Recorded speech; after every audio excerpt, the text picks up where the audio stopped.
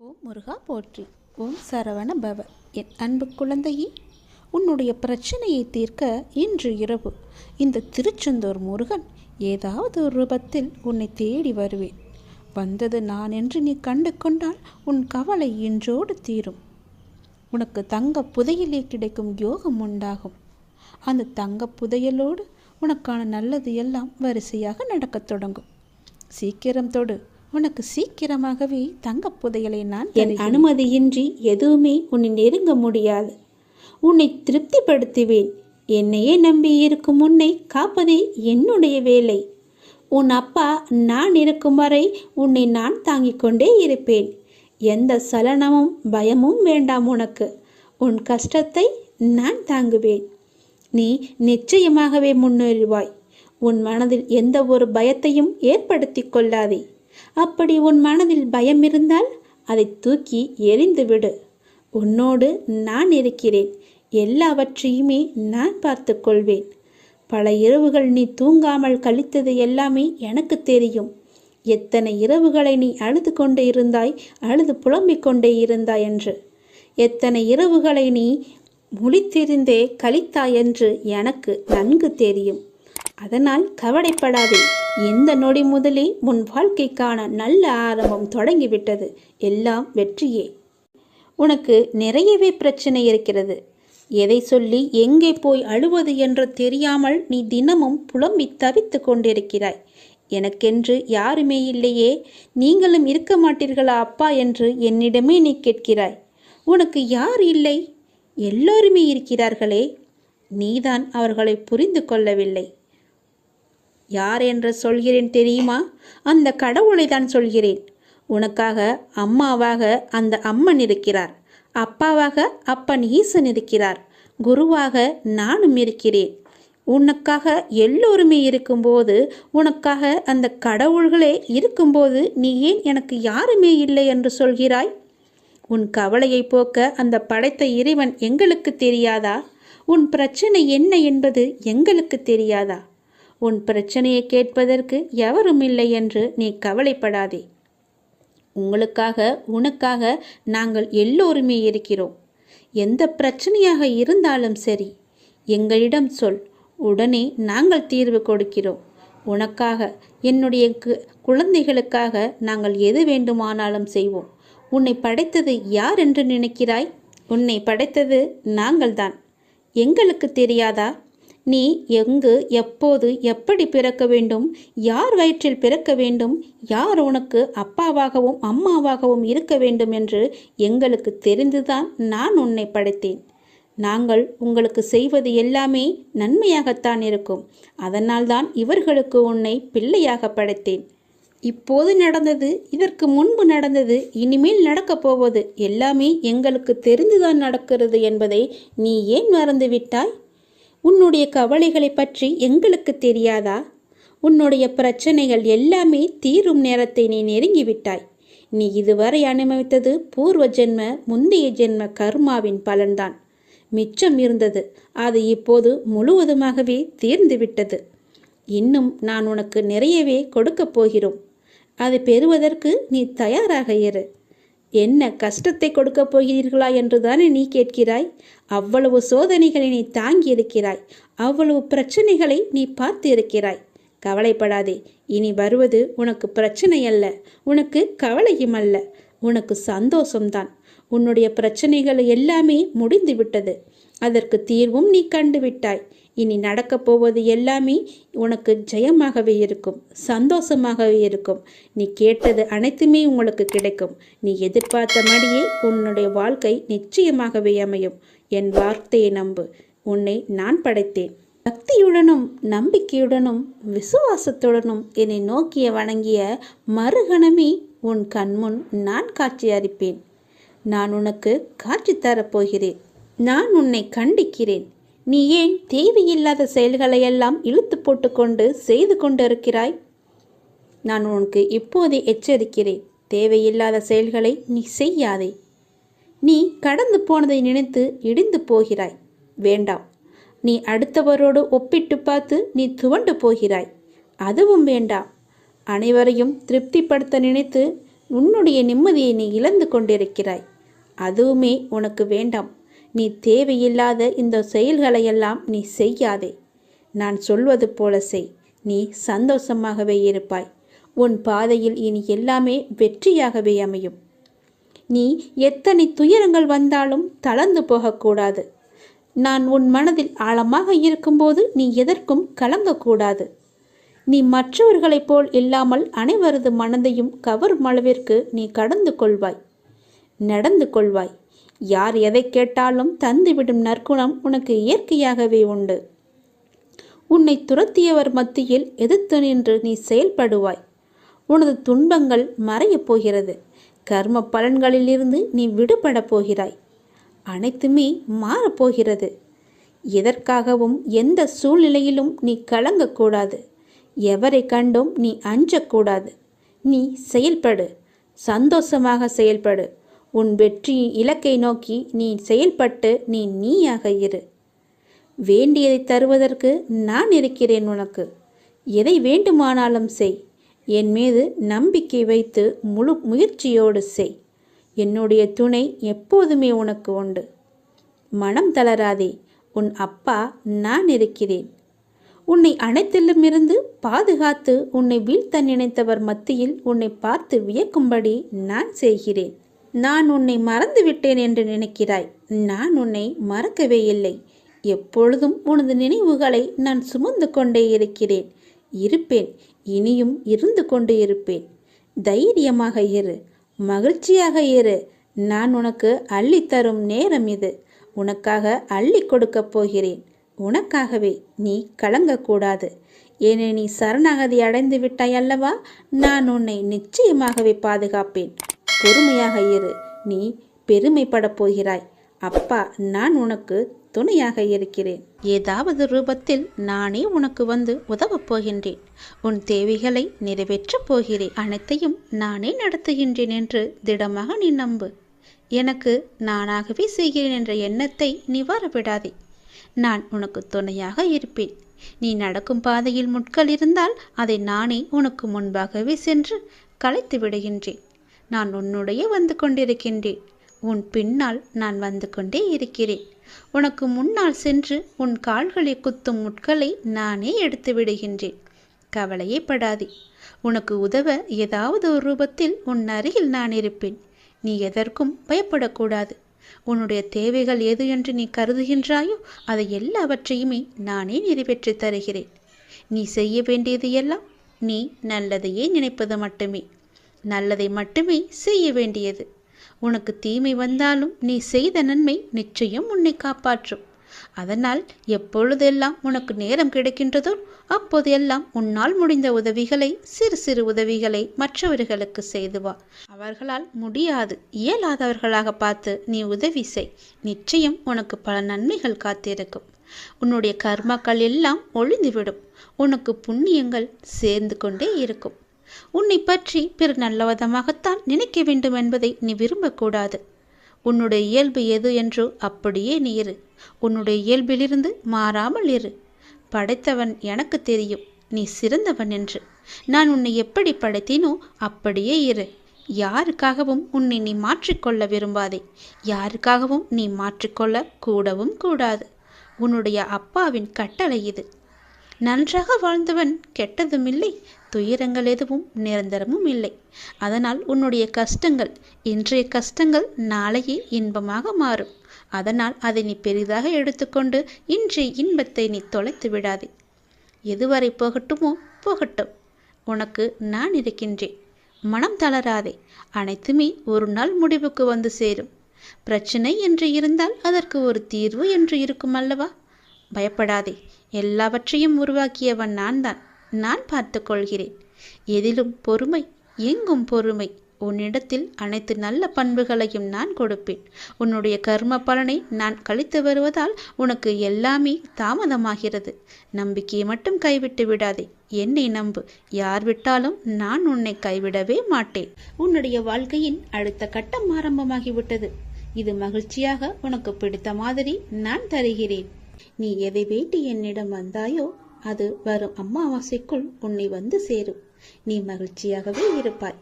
இது சத்தியம். இது என்னுடைய சத்திய வாக்கு. கர்மங்களை எல்லாம் குறைத்து கொள்ள ஒரு எளிய வழி சொல்கிறேன். அதை நீ தைரியமாக அனுப்புவது மட்டுமே. நீங்கள் எப்போதும் என்னை நினைத்து என் மேல் நம்பிக்கை கொண்டிருந்தால் அதை அனுபவிக்கும் சக்தியை நான் கொடுக்கின்றேன். அது துன்பம் என்ற எண்ணம் உன்னில் ஏற்படாமல் நான் பார்த்து கொள்கின்றேன். உனக்கு நல்லது நடக்கும்படி நான் அதை செய்கின்றேன்.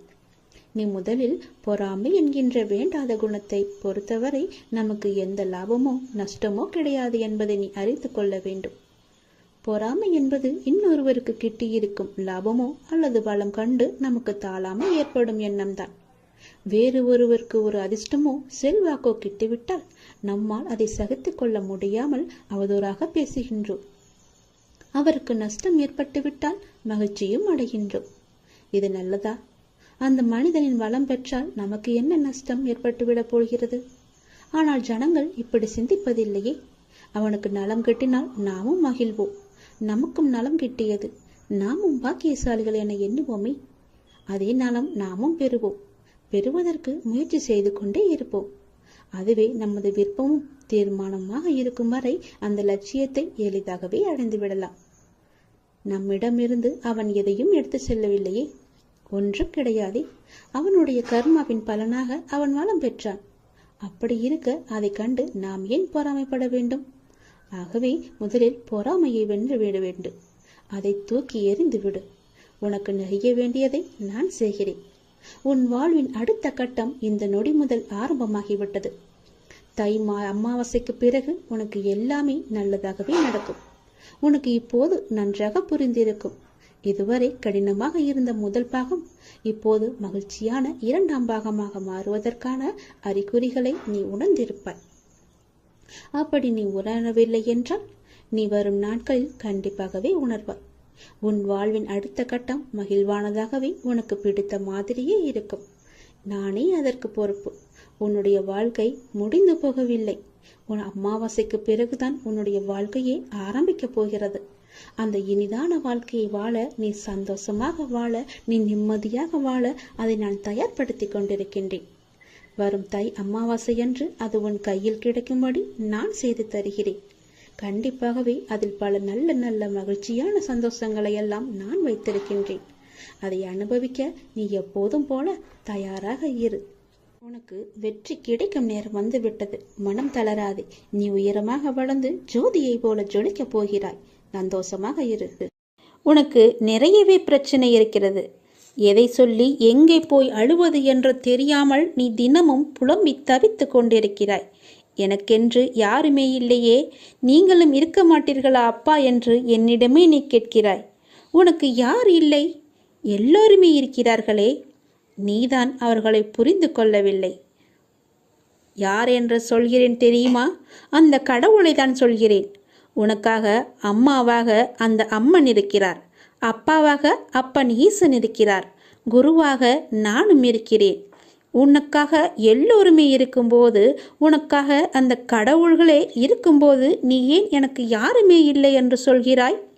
உன் கவலையை போக்க அந்த படைத்த இறைவன் எங்களுக்கு தெரியாதா? உன் பிரச்சனை என்ன என்பது எங்களுக்கு தெரியாதா? உன் பிரச்சனையை கேட்பதற்கு எவரும் இல்லை என்று நீ கவலைப்படாதே. உங்களுக்காக உனக்காக நாங்கள் எல்லோருமே இருக்கிறோம். எந்த பிரச்சனையாக இருந்தாலும் சரி எங்களிடம் சொல். உடனே நாங்கள் தீர்வு கொடுக்கிறோம். உனக்காக, என்னுடைய குழந்தைகளுக்காக நாங்கள் எது வேண்டுமானாலும் செய்வோம். உன்னை படைத்தது யார் என்று நினைக்கிறாய்? உன்னை படைத்தது நாங்கள்தான். எங்களுக்கு தெரியாதா? நீ எங்கு, எப்போது, எப்படி பிறக்க வேண்டும், யார் வயிற்றில் பிறக்க வேண்டும், யார் உனக்கு அப்பாவாகவும் அம்மாவாகவும் இருக்க வேண்டும் என்று எங்களுக்கு தெரிந்துதான் நான் உன்னை படைத்தேன். நாங்கள் உங்களுக்கு செய்வது எல்லாமே நன்மையாகத்தான் இருக்கும். அதனால்தான் இவர்களுக்கு உன்னை பிள்ளையாக படைத்தேன். இப்போது நடந்தது, இதற்கு முன்பு நடந்தது, இனிமேல் நடக்கப் போவது எல்லாமே எங்களுக்கு தெரிந்துதான் நடக்கிறது என்பதை நீ ஏன் மறந்துவிட்டாய்? உன்னுடைய கவலைகளை பற்றி எங்களுக்கு தெரியாதா? உன்னுடைய பிரச்சனைகள் எல்லாமே தீரும் நேரத்தை நீ நெருங்கிவிட்டாய். நீ இதுவரை அனுபவித்தது பூர்வ ஜென்ம, முந்தைய ஜென்ம கர்மாவின் பலன்தான். மிச்சம் இருந்தது. அது இப்போது முழுவதுமாகவே தீர்ந்துவிட்டது. இன்னும் நான் உனக்கு நிறையவே கொடுக்கப் போகிறோம். அதை பெறுவதற்கு நீ தயாராக இரு. என்ன கஷ்டத்தை கொடுக்கப் போகிறீர்களா என்று தானே நீ கேட்கிறாய்? அவ்வளவு சோதனைகளை நீ தாங்கி இருக்கிறாய், அவ்வளவு பிரச்சனைகளை நீ பார்த்து இருக்கிறாய். கவலைப்படாதே. இனி வருவது உனக்கு பிரச்சனை அல்ல, உனக்கு கவலையும் அல்ல, உனக்கு சந்தோஷம்தான். உன்னுடைய பிரச்சனைகள் எல்லாமே முடிந்து விட்டது. அதற்கு தீர்வும் நீ கண்டுவிட்டாய். இனி நடக்கப் போவது எல்லாமே உனக்கு ஜெயமாகவே இருக்கும், சந்தோஷமாகவே இருக்கும். நீ கேட்டது அனைத்துமே உங்களுக்கு கிடைக்கும். நீ எதிர்பார்த்த மாதிரியே உன்னுடைய வாழ்க்கை நிச்சயமாகவே அமையும். என் வார்த்தையை நம்பு. உன்னை நான் படைத்தேன். எனக்காக கொஞ்சம் நேரம் ஒதுக்கி இதை கேள். உன்னை பற்றி நான் முழுமையாக சொல்கிறேன். உன்னுடைய மனநிலை எப்படி இப்போது இருக்கிறது என்று நான் சொல்கிறேன். முழுமையாக எனக்காக நேரம் ஒதுக்கி கவனமாக கேள். நீ எங்கிருந்தாலும் நான் உன்னுடன் இருப்பேன். உன்னுடன் மட்டும்தான் இருப்பேன். நீ இப்போது எந்த நிலையில் இருக்கிறாய் தெரியுமா? இன்ப நிலை நீங்கி துன்ப சுமையை நீ சுமந்து கொண்டிருக்கிறாயே. அனுபவிக்க இன்னும் என்ன இருக்கிறது என்ற அளவில் துன்பத்தின் எல்லை வரை சென்றுவிட்டு வெறுமையாய் நின்று என் சன்னதியில் எனது முகத்தை உற்று பார்த்து அழுது கொண்டிருக்கிறாய். உன்னை நான் கண்டு கொள்ளவில்லை என்று நினைத்தும் கொண்டிருக்கிறாய். உன்னை கரிசனத்தோடு நான் கவனித்து கொண்டுதான் இருக்கிறேன்.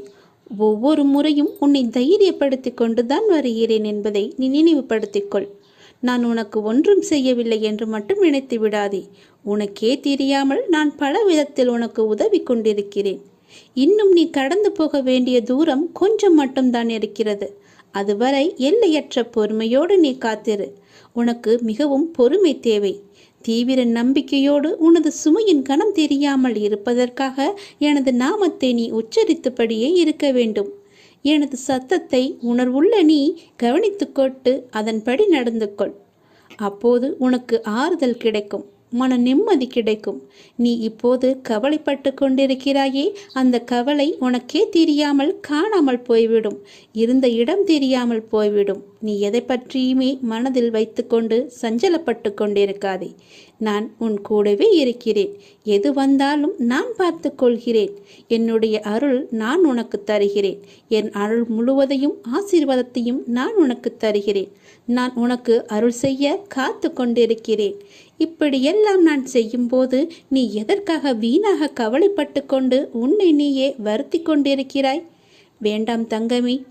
வீசும் காற்றுக்கு அளவுகோல் தெரியாது. பாய்ந்து சுழன்று வரும் அலையான நீருக்கு அளவு கிடையாது. சுடர் கொண்டு எரியும் நெருப்புக்கு அளவை எட்ட முடியாது. பரந்த ஆகாயத்திற்கு எல்லை என்ற அளவுகோல் இல்லை. நீளம் என்ற பரந்த பூமிக்கு ஆழங்களின் அளவுகோல் இல்லை. நீ போகும் தூரத்திற்கும் கடக்கும் பாதைக்கும் உன் அனுபவங்களுக்கும் அளவுகோல் உண்டா? இவற்றுக்கே இல்லை என்ற போது உன் வெற்றியை மட்டும் உனக்கு அளவுகோல் வைத்தால் நான் கொடுப்பேன். உனக்கான எல்லாமே தக்க சமயத்தில் கொடுத்து நான் உன்னை வாழ வைப்பேன். உன்னுடைய பாதைகள் எல்லாமே தெளிவாகும் காலம் வந்துவிட்டது. பணிகள் படர்ந்து இருள் சூழ்ந்த கஷ்டங்கள் எல்லாமே விலகி போகப் போகிறது.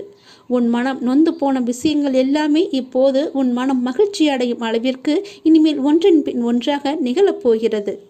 நிம்மதி என்ற மலர் உன் வீட்டில் பூக்கப் போகிறது. உன் மனதில் மலரப் போகிறது. இனிமேல் தென்றலாய் வசந்தமாய் நீ எப்போதும் வசந்த காற்றை சுவாசிக்கப் போகிறாய். நீ எதற்காகவுமே பயப்படாதே, கலங்காதே. உன்னில் வெற்றி என்ற தீபத்தை நான் ஏற்றி காமிக்கிறேன். அகிலத்தின் ரூபமாய் நான் எப்போதுமே உனக்கு துணையாக இருப்பேன். இது நிச்சயமாகவே நடக்கும். எதை பற்றியுமே கவலைப்படாதே. இன்றைய இப்போதைய சூழ்நிலையை வைத்து எதிர்காலத்தை நீ தீர்மானித்து விடாதே. எல்லாவற்றையுமே நானே பார்த்து கொள்கிறேன். உன் அப்பா நான் இருக்கும்போது எதற்குமே நீ கவலைப்படாதே. உனக்கான தவம் முடிவடைய உள்ளது. நீ என்னிடம் நிறைய வேண்டுதல்களை வைத்தாய். அதற்காகத்தான் இத்தனை நாட்கள் அது நிறைவேற வேண்டுமென்று உனக்காக நான் பசியும் பட்டினியாக தவம் இருந்து வந்தேன். அந்த தவம் இப்போது முடியும் தருவாயில் இருக்கிறது. நான் எனது கண்களை திறந்து பார்க்க போகிறேன். நான் எனது கண்களை திறந்து உனக்கு பல வரங்களை அளிக்க உள்ளேன். பிறக்கப் போகும் நாள் உனக்கு புது வாழ்வாக அமையப் போகிறது. பல பல அற்புதங்கள் நிகழப்போகின்றன. உன் பொறுமைக்கு நான் எப்படி நன்றி சொல்வது என்று எனக்கு தெரியவில்லை. நீ என்னிடம் கேட்டு எத்தனை நாட்களாக காத்திருந்தாய். ஏன் அப்பா எதுவுமே பதில் சொல்லவில்லை என்று நினைத்து புலம்பி தவித்து கொண்டிருந்தாய். அதற்கெல்லாம் காரணம் இதுதான். நான் மௌனமாக இருப்பதற்கு காரணமும் இதுதான். அப்படிதான் இருந்தேன். என்னால் எப்படி பேச முடியும்? நான் உனக்காக, உன்னுடைய வாழ்க்கைக்காகத்தானே நான் மௌன விரதம் இருந்து தவம் இருந்தேன். பசியும் பட்டினியாக இருந்தேன். என் குழந்தை நன்றாக இருக்க வேண்டுமென்று பெற்றோர் விரதம் இருப்பதில்லையா? அதுபோலத்தானே நானும் என் பிள்ளைக்காக தவம் இருந்தேன். அப்படி இருக்கும்போது என்னை பார்த்து நீ அப்படி கேட்டிருக்கக்கூடாது. உன் அப்பாவுக்கு காது நன்றாகவே கேட்கும். நீ என்ன செவிடா என்று கேட்டாய். நீ உனக்கு ஊமையா என்று கூட என்னை கேட்டாய். நீ எல்லாவற்றிற்குமே பதில்தான் இந்த பதிவு. நான் ஊமையும் இல்லை, செவிடனும் இல்லை. எனக்கு நன்றாகவே காது கேட்கும்.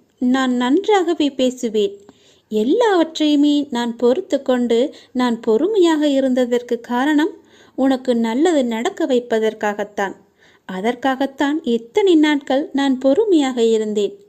இருந்தாலும் நான் பொறுமையாக இருந்ததற்காக நீயும் உன் பொறுமையை இழக்கவில்லை. அவ்வப்போது மாயை என்ற வலையில் சிக்கி உன்னுடைய பொறுமையை இழக்க நினைத்தாய்.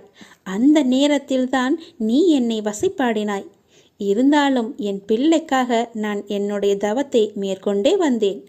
அந்த தவம் முடியும் நேரம் இது. உனக்கான நல்ல நேரம் வரப்போகிறது. என்னுடைய தவ காலத்தில் நான் மூச்சு விடுவது கூட உன்னுடைய பெயரை உச்சரித்துதான் நானே மூச்சு விட்டேன். அப்படி இருக்கும்போது நீ என்னை இகழ்வாக நினைப்பது சரியா?